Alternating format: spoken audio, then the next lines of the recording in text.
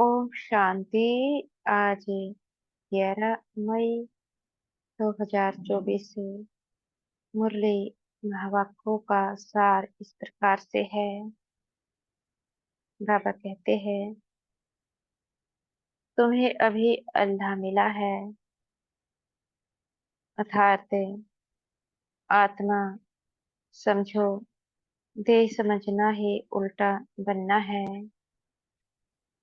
तो बाबा समझाते हैं, इस समय हमें भगवान मिला है, जिसके याद से हम अपने को आत्मा समझने का पाठ पक्का कर सकते हैं। आत्मा समझना कैसे होता है? बस घड़े घड़े बुद्धि को याद दिलाना होता है। जैसे कि मुख से बोलते हैं, मैं आत्मा मुख के द्वारा बोल रही हूँ। आंख से देखते हैं, तब भी बुद्धि को याद दिलाना होता है, आत्मा आंखों के द्वारा देख रही है, कानों से सुनते हैं, हाथों से स्थूल कार्य करते हैं। जो भी हम दिन भर कर्म करते हैं, घड़े घड़े बुद्धि को याद दिलाना और निश्चय करना कि मैं आत्मा ही हूँ जो बोल रही हूँ। यह जो वाणी है, यह मेरी ही है, मुख के द्वारा बाहर निकलती है। हूँ तो मैं आत्मा। इस प्रकार से ये संकल्प सिद्धि होने लगते हैं और आत्मा का आभास होने लगता है। फिर बाबा कहते हैं, पुरानी दुनिया अब होपलेस है, कब्रिस्तान बनना है। यह बात समझ ली तो बेहद के वैरागी बन सकते हैं।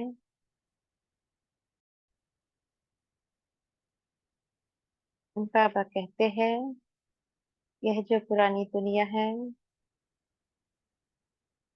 यह कब्रिस्तान बननी है। इससे पहले कि यह कब्रिस्तान बने, अपने जीवन में हर प्रकार से वैराग्य भरना है। जो भी पुरानी दुनिया में संबंध आते हैं, पुरानी वस्तुएं आती है, हर प्रकार से वैराग्य। अब हमें अपनी चेकिंग करनी चाहिए कभी कभी। क्या हमें संबंधों के प्रति वैराग्य है?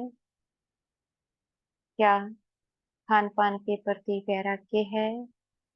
ओढ़ने पहनने के प्रति वैराग्य है? समय पर कोई वस्तु प्राप्त नहीं होती है तो क्या वैराग्य है? इसको समय समय पर जीवन में अप्लाई करना चाहिए, तभी तो पता चलता है कि कितना वैराग्य हमारे जीवन में आया है।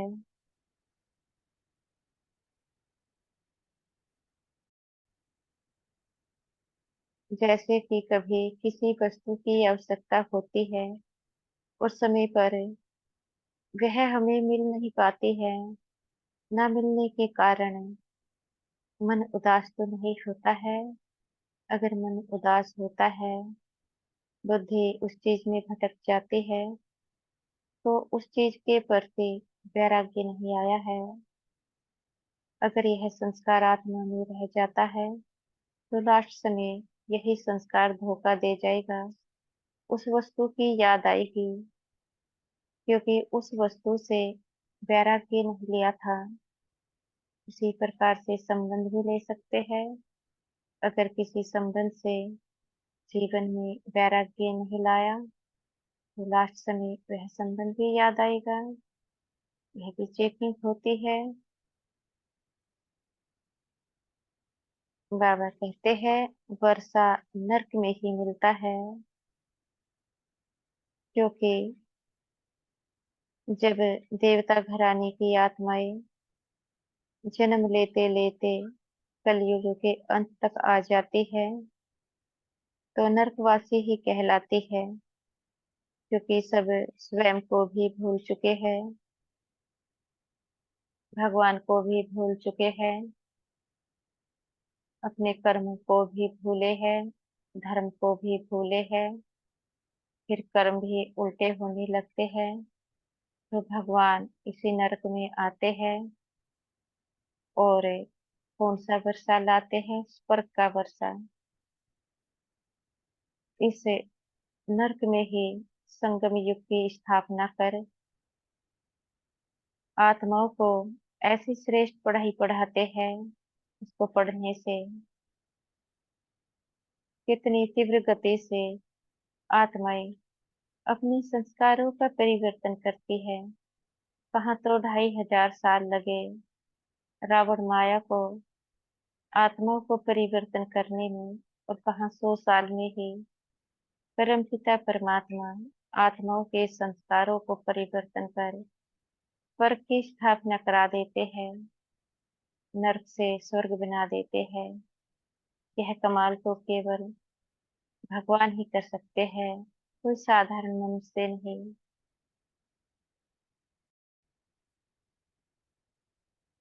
बाबा कहते हैं, भारत सचखंड था, फिर रावण राज्य में भारत झूठ खंड बनता है। भारत कभी सचखंड था जब सतयुग था, कितना पावन था। शरीर भी पवित्र, आत्मा भी पवित्र। तो पिछले कल्प परमपिता परमात्मा ने कितना सुंदर बना करके स्वर्ग में भेजा था।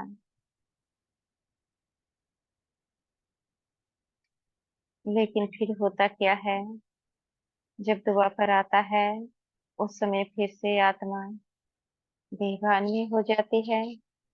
बेभान के चलते उनकी सोई हुई माया जागृत हो जाती है। जो पुराने संस्कार थे वो इमर्ज हो जाते हैं। फिर से शरीर देखना यह संस्कार बन जाता है। शरीर को देखा, रावण का जन्म हुआ, क्योंकि शरीर किसका प्रतीक है? रावण का। जैसे ही रावण का जन्म होता है फिर माया का जन्म हो जाता है। काम, क्रोध, लोभ, मोह, अहंकार, ये माया आत्माओं को अपने शिकंजे में कसती जाती है। कोई कामनाओं के अधीन, कोई क्रोध के अधीन, कोई मोह के अधीन, कोई लोभ के अधीन, कोई अहंकार के अधीन होकर कर्म करने लगते हैं। इस प्रकार से ये पीरियड 2500 साल तक चलता ही रहता है। और सबसे बड़ा झूठ है कि अपने को आत्मा ही नहीं समझते, देह समझने लगते हैं। इस झूठ से अनेक झूठ आत्माओं में जन्म ले लेते हैं। अपने को देह समझना, इन विकारों को अपना समझना जो आत्मा के होते ही नहीं। आत्मा के 7 गुण होते हैं, अष्ट शक्तियां होती है, लेकिन जो ये माया के विकार है ये आत्मा के नहीं होते। ये तो माया है। आत्मा इनको भी अपना समझ लेती है और खाली होती जाती है। इसलिए यह राज्य झूठ खंड कहलाता है।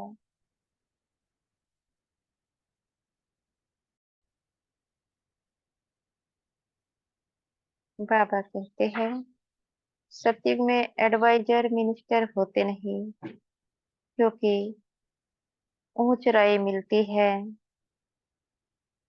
तो सतयुग में एडवाइजर नहीं होते, कोई मिनिस्टर नहीं होते, क्योंकि यहाँ पर पढ़ाई ही ऐसी पढ़ाई जाती है। यहाँ पर कौन है हमें एडवाइस देने वाला? स्वयं भगवान। जब हम इस समय एक की सुनकर उनकी श्रीमत पर चलते हैं तो हमारा संस्कार भी ऐसे ही बन जाता है। वहां पर आवश्यकता ही नहीं होती किसी से सलाह ले, क्योंकि सलाह कब ली जाती है? जब आत्मा को अपने पर निश्चय नहीं होता, तब जाकर के वह दूसरों से सलाह लेती है। तो वह संस्कार तो इसी समय बनाना होता है कि हम किसी से सलाह ना लेकर के केवल परमपिता परमात्मा के सम्मुख अपनी बातों को रखे। इससे क्या होगा, एक की याद रहेगी, और जब एक की याद होती है, फिर वैसा ही ऊंच पद मिलता है। जैसे कि लक्ष्मी नारायण है, वहां किसी से सलाह नहीं लेते, जबकि सलाह देते होंगे, क्योंकि उनको तो राजधानी की संभाल करनी है। 9 लाख जो उनकी प्रजा है उनकी पालना करनी है, तो जरूर सलाह भी देते होंगे।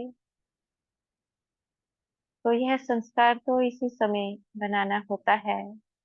वहाँ केवल प्रारब्ध के रूप में खाते हैं, पर संस्कार तो यही बना है, तभी तो वहां पर वह संस्कार कर्म में आता है। अगर यहाँ पर नहीं बना होता, तो वहां पर कर्म में आएगा कैसे? अगर यहाँ पर दूसरों से सलाह लेते रहेंगे, दूसरों की मनमत पर या फिर अपनी मनमत पर चलेंगे, वहां पर भी ऐसा ही पद मिलेगा। वहां पर भी फिर राजा बैठे हैं, उनके अनुसार चलना पड़ेगा। अगर केवल एक से सलाह लेकर चलेंगे बाबा से, वहां पर राजाई पद की प्राप्ति होगी। अगर अनेकों से सलाह लेंगे, तो वहां पर प्रजा पद की प्राप्ति होगी, क्योंकि प्रजा चलती है अपने राजा के अनुसार, राजा चलता है अपने अनुसार।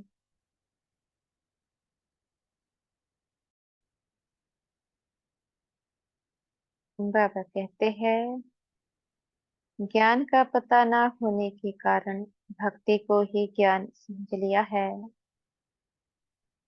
जो भक्ति मार्ग है, वहां पर ज्ञान का पता ही नहीं होता। पहला तो आत्मा क्या चीज है और परमात्मा क्या चीज है, वह भी नहीं मालूम। और भक्ति से प्राप्ति क्या होती है, वह भी नहीं मालूम।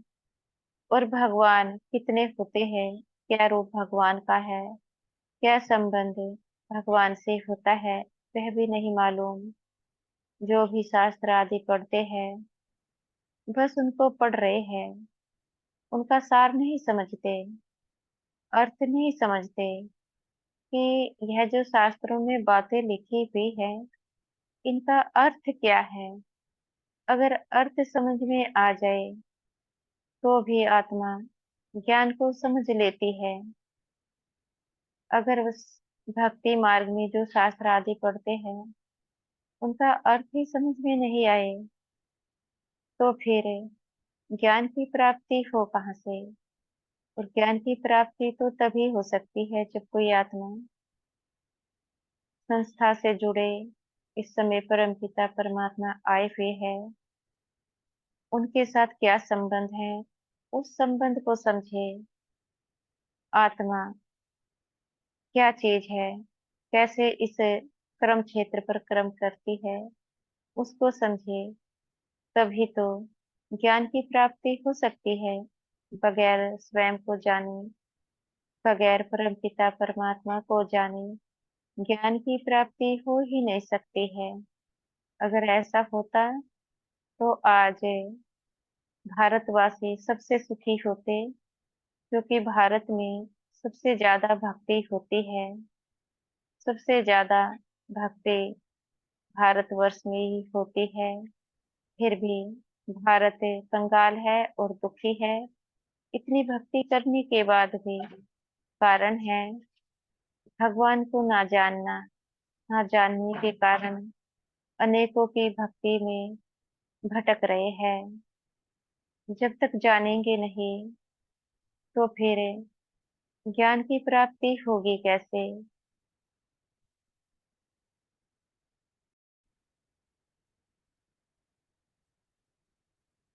बाबा कहते हैं, हम तो है ओबीडिएंट सर्वेंट।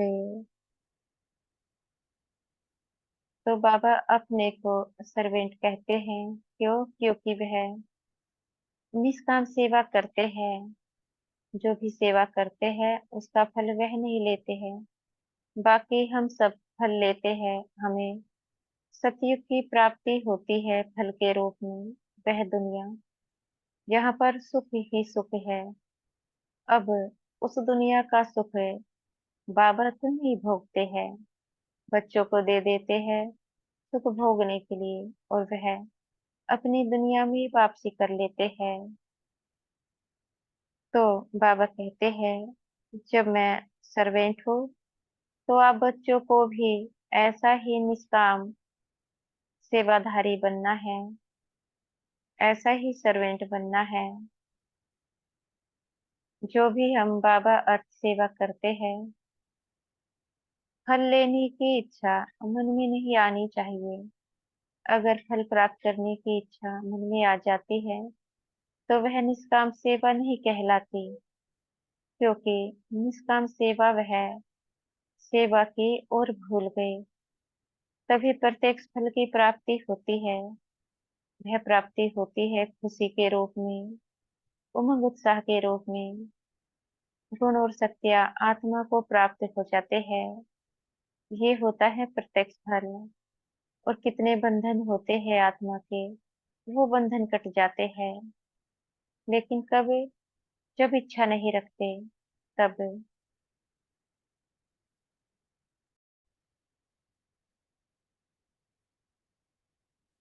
बाबा कहते हैं, कलयुग तो अभी रेगड़ी पहनते हैं, अर्थात घुटनों के बल चलना। तो बाबा समझाते हैं, इस समय के जो मनुष्य है, उनको यह लगता है कि जो कलयुग है वह छोटा बच्चा है। और छोटा बच्चा कैसे चलता है? घुटनों के बल से। और जो छोटा बच्चा होता है, कैसा होता है? पवित्र। उसको अपवित्रता का पता नहीं होता कि अपवित्रता क्या चीज होती है, क्योंकि उसकी बुद्धि बहुत ही पवित्र होती है। अगर कलयुग अभी तक छोटा बच्चा है, घुटनों के बल चल रहा है, तो कलयुग में इतने विकार कैसे? क्योंकि छोटे बच्चे में विकार होते ही नहीं। कलयुग भी छोटा बच्चा है, फिर इतने विकार कलयुग में कहाँ से आए? क्योंकि विकार तो बड़ों में ही होते हैं। छोटी आयु के जो बच्चे होते हैं, जो घुटनों के बल चलते हैं, उनमें विकार हो ही नहीं सकता, क्योंकि उनमें समझ ही नहीं है विकार क्या चीज है। विकार करने की समझ कब मिलती है? जब एक बच्चा आयु को प्राप्त करता है और बुजुर्ग होने तक उनमें विकारों की भासना होती ही होती है। और इस समय कितने विकार हैं, कितना अपराध है। संबंधों का आपस में खंडित होना, मर्यादा टूट चुकी है इस समय संबंधों की। माता पिता नहीं रहे, पिता बच्चे का संबंध नहीं रहा। अनेक प्रकार के विकार आत्माओं में आ चुके हैं। तो छोटे बच्चे में तो विकार होते ही नहीं। ये विकार तो तब होते हैं जब बच्चा एक आयु को प्राप्त करता है। तो इससे क्या सिद्ध होता है? कल छोटा बच्चा है कि अब बूढ़ा हो चुका है? तभी तो इतना भ्रष्टाचार है, तभी तो इतना दुख यहाँ पर है। दुख जीवन में कब आता है? जब शरीर बूढ़ा होने लगता है, तब शरीर के द्वारा आत्मा दुख को महसूस करती है। तो यह कलयुग भी बूढ़ा हो चुका है, इसका शरीर भी बूढ़ा हो चुका है, इसलिए इतना दुख यहाँ पर है।